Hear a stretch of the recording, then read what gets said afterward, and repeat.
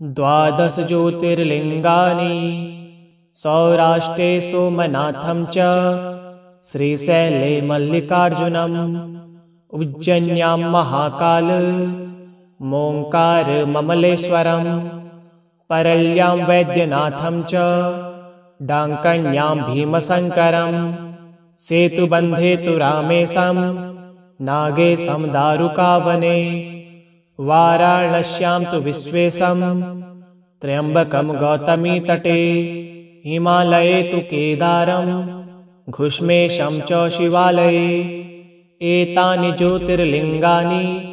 सायं प्रातः पठेन्नरः सप्तजन्म कृतं पापं स्मरणेन विनश्यति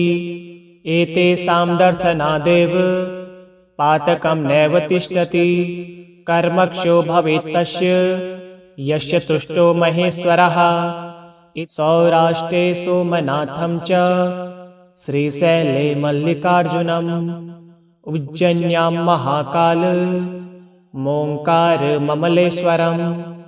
परल्यां वैद्यनाथं च डाङ्कण्यां भीमशङ्करं सेतुबन्धे तु रामेशं नागेशं दारुकावने वाराणस्यां तु विश्वेशं त्र्यम्बकं गौतमीतटे हिमालये तु केदारं घुष्मेशं च शिवालये एतानि ज्योतिर्लिङ्गानि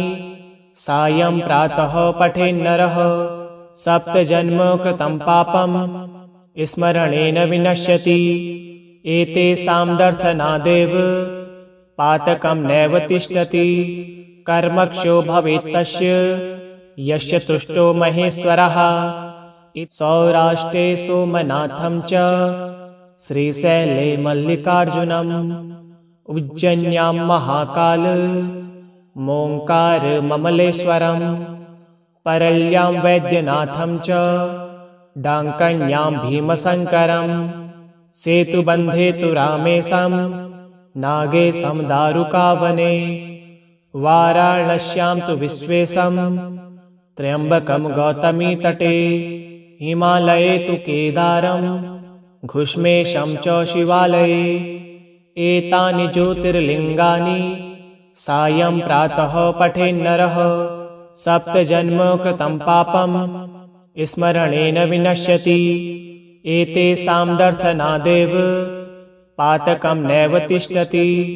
कर्मक्षो भवेत् तस्य यस्य तुष्टो महेश्वरः सौराष्ट्रे सोमनाथं च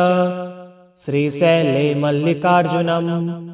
उज्जयिन्यां महाकाल मोङ्कारममलेश्वरं परल्यां वैद्यनाथं च डाङ्कण्यां भीमशङ्करं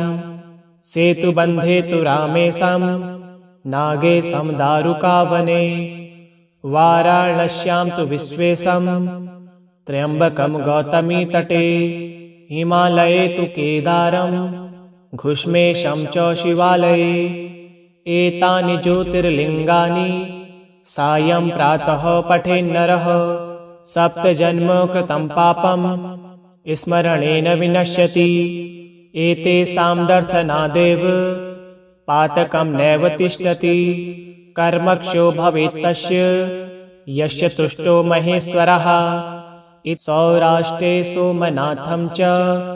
श्रीशैले मल्लिकार्जुनम् उज्जयिन्यां महाकाल मोङ्कारममलेश्वरं परल्यां वैद्यनाथं च डाङ्कण्यां भीमशङ्करं सेतुबन्धे तु रामेशं नागेशं दारुकावने वाराणस्यां तु विश्वेशं त्र्यम्बकं गौतमीतटे हिमालये तु केदारं घुष्मेशं च शिवालये एतानि ज्योतिर्लिङ्गानि सायं प्रातः पठेन्नरः सप्तजन्म कृतं पापं स्मरणेन विनश्यति एतेषां दर्शनादेव पातकं नैव तिष्ठति कर्मक्षो भवेत् तस्य यस्य तुष्टो महेश्वरः सौराष्ट्रे सोमनाथं च श्रीशैले मल्लिकार्जुनम् उज्जयिन्यां महाकाल मोङ्कारममलेश्वरं परल्यां वैद्यनाथं च डाङ्कण्यां भीमशङ्करं सेतुबन्धे तु रामेशं नागेशं दारुकावने वाराणस्यां तु विश्वेशं त्र्यम्बकं गौतमीतटे हिमालये तु केदारं घुष्मेशं च शिवालये एतानि ज्योतिर्लिङ्गानि सायं प्रातः पठेन्नरः सप्तजन्म कृतं पापं स्मरणेन विनश्यति एतेषां दर्शनादेव पातकं नैव तिष्ठति कर्मक्षो भवेत्तस्य यस्य तुष्टो महेश्वरः सौराष्ट्रे सोमनाथं च श्रीशैले मल्लिकार्जुनम् उज्जयिन्यां महाकाल मोङ्कारममलेश्वरं परल्यां वैद्यनाथं च डाङ्कण्यां भीमशङ्करं सेतुबन्धे तु रामेशं नागेशं दारुकावने वाराणस्यां तु विश्वेशं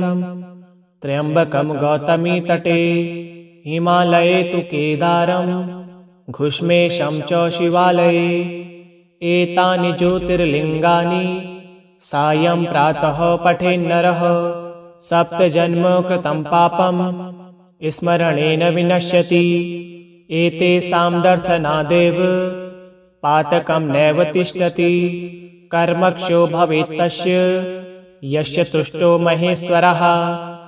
सौराष्ट्रे सोमनाथं च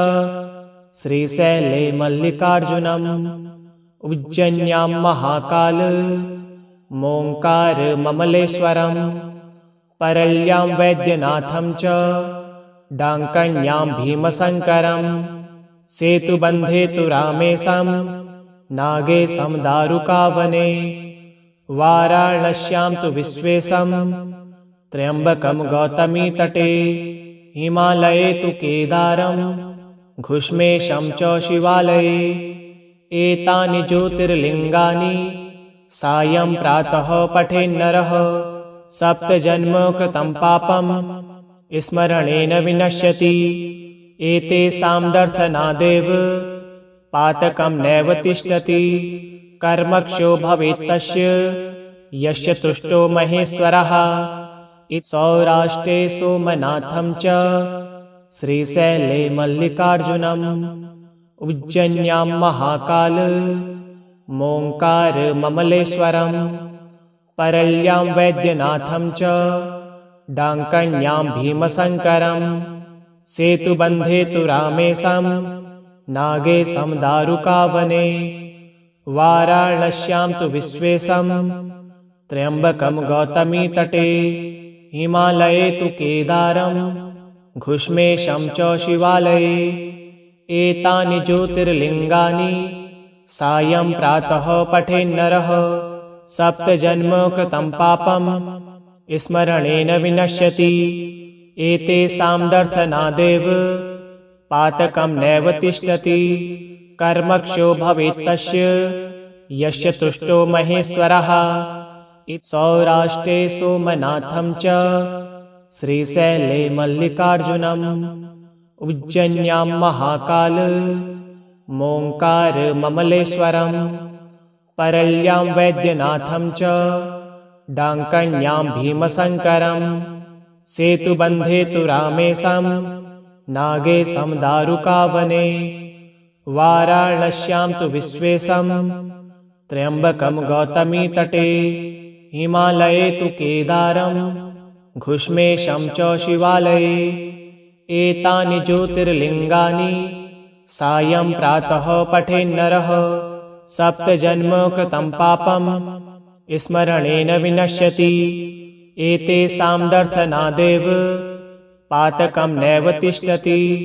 कर्मक्षो भवेत्तस्य यस्य तुष्टो महेश्वरः सौराष्ट्रे सोमनाथं च श्रीशैले मल्लिकार्जुनम् उज्जयिन्यां महाकाल मोङ्कारममलेश्वरं परल्यां वैद्यनाथं च डाङ्कण्यां भीमशङ्करं सेतुबन्धे तु रामेशं नागेशं दारुकावने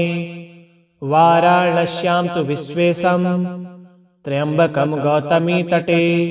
हिमालये तु केदारं घुष्मेशं च शिवालये एतानि ज्योतिर्लिङ्गानि सायं प्रातः पठेन्नरः सप्तजन्म कृतं पापं स्मरणेन विनश्यति एतेषां दर्शनादेव पातकं नैव तिष्ठति कर्मक्षो भवेत् तस्य यस्य तुष्टो महेश्वरः इति श्री 12 ज्योतिर्लिङ्गानि श्री शिवार्पणमस्तु। ओम श्री सांब सदाशिवाय नमः।